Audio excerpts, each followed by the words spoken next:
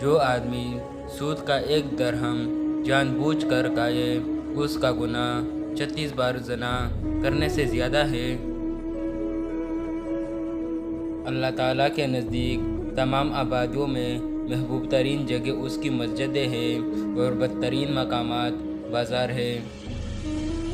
رسول اللہ صلی اللہ علیہ وسلم نے فرمایا، گناہ سے توبہ کرنے والا اس شخص جیسا ہے جس نے کوئی گناہ کیا ہی نہ ہو۔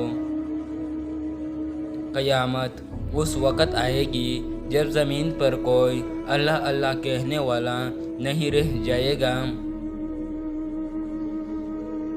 کوئی شخص اس وقت تک مومن نہیں ہو سکتا جب تک کہ میں اس کے ماں باپ اور بیٹے تمام لوگوں سے زیادہ محبوب نہ ہو جاؤں۔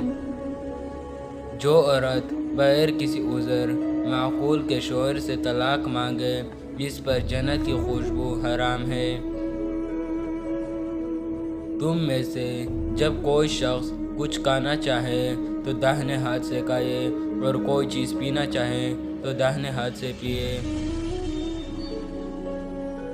حسد سے اپنے آپ کو بچاؤ، اس لیے کہ حسد نیکیوں کو اس طرح کھا جاتا ہے جس طرح آگ لکڑی کو۔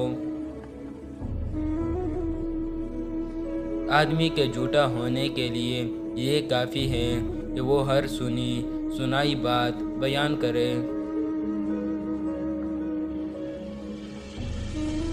جو لوگ اللہ تعالیٰ کی آیتوں پر ایمان نہیں لاتے ان کو اللہ تعالیٰ کبھی راہ پر نہ لائے گا اور ان کے لیے دردناک سزا ہوگی۔ اے ایمان والو، اللہ سے ڈرو اور سچوں کے ساتھ ہو جاؤ۔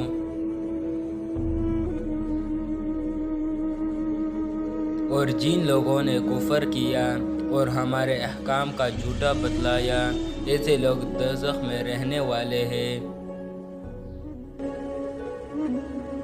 اور اللہ تعالیٰ سے ڈرو، بلا شبہ اللہ تعالیٰ دلوں تک کی پوری باتوں کی خبر رکھتا ہے۔